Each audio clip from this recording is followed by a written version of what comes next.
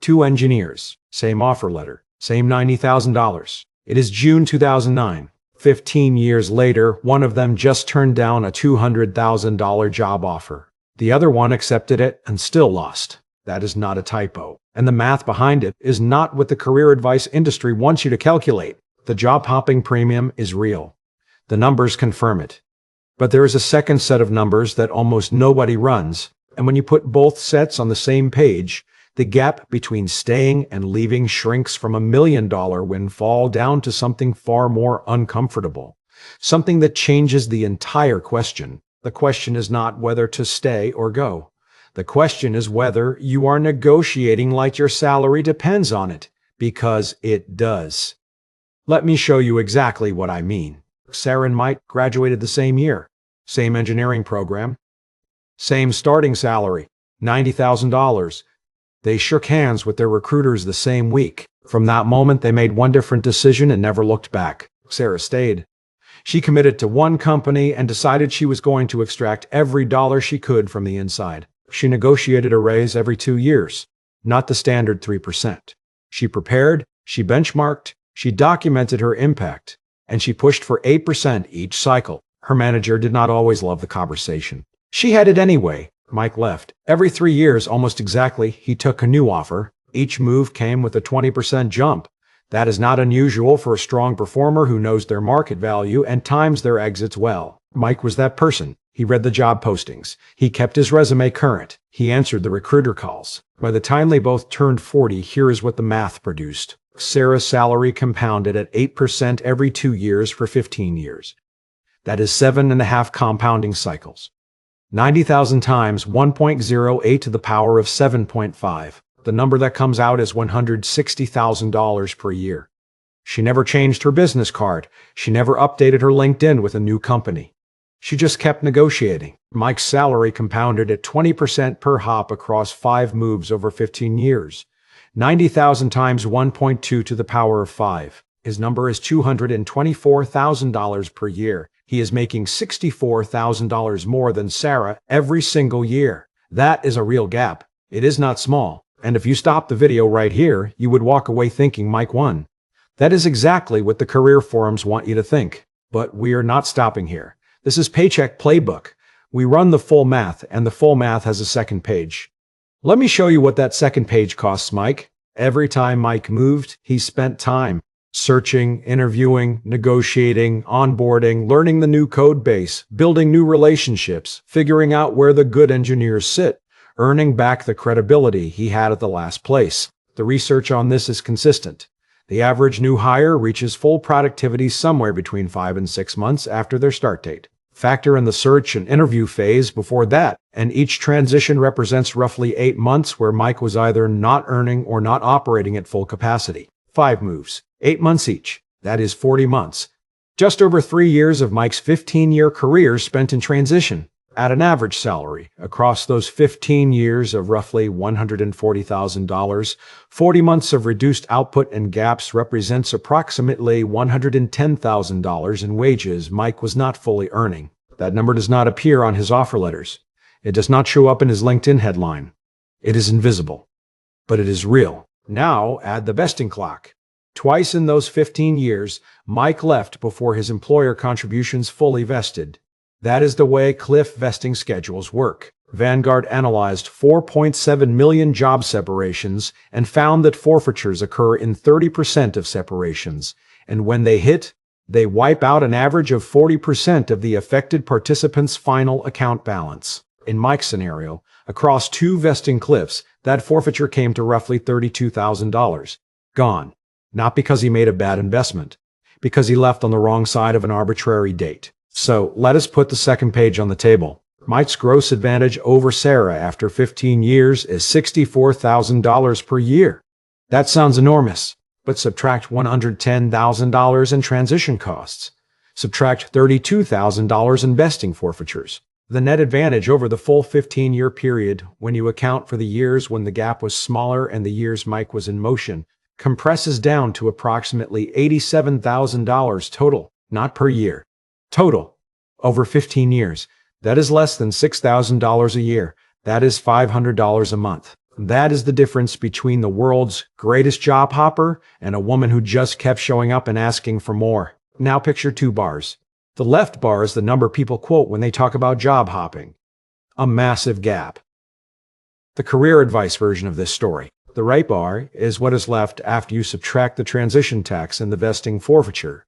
The bars are not even close to the same height. The gap between them is the part of the story that nobody posts about on LinkedIn. I want to be clear about something before the comments fill up with objections. Mike's strategy can still win. If he is consistently landing 20% jumps, if he is avoiding vesting cliffs, if his ramp-up time is faster than average because he is exceptional at onboarding himself, the math can tilt further in his favor. Some job hoppers do significantly better than this scenario shows. The BLS data confirms that during the peak years of 2021 through 2023, switchers were earning 7.7% more per year than stayers. That was a real window and some people used it correctly. But here's the condition that closes the window. The Atlanta Fed tracked wage growth through early 2025. Job switchers gained 4.8%. Job stayers gained 4.6%. The premium that used to be 2.2 percentage points wide is now 0.2 of a point. The market that rewarded Mike's strategy so generously has essentially closed. And BLS tenure data from January 2024 shows median private sector tenure is already down to 3.5 years, the lowest since 2002, meaning a lot of people chased that premium as it was disappearing. The math that made Mike a clear winner in 2021 makes him a marginal winner in 2025. The threshold matters. Here is the threshold. Based on the numbers in this scenario, job hopping only produces a meaningful net advantage when your career velocity, meaning the percentage jump per move, consistently clears 18%. Below that number, when you factor in transition time and vesting exposure, the compounding math does not reliably outpace a skilled internal negotiator. Most job hoppers land between 10 and 15% per move.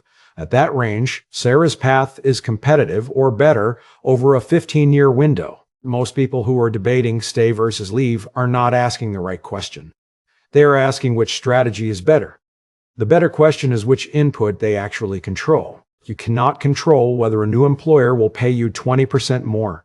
You cannot control whether the job market will be hot or cold in the year you decide to move. You cannot control whether the role you hop into will have a vesting cliff or a toxic manager or a layoff 6 months later. Vanguard research also found that the typical job switcher sees a 10% income bump but simultaneously drops their retirement saving rate by 1 full percentage point. 1 in 4 new hires at companies without automatic enrollment stop saving for retirement entirely after switching.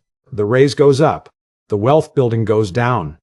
That trade is invisible until it shows up decades later. What you can't control is the conversation you have with your current employer. And most people are losing that conversation before it starts. 85% of people who negotiate a salary receive a better offer.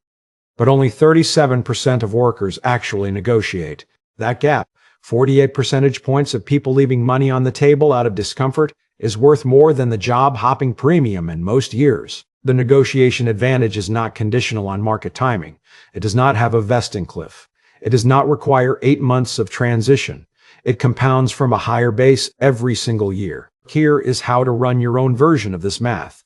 Step 1 is to calculate your current trajectory.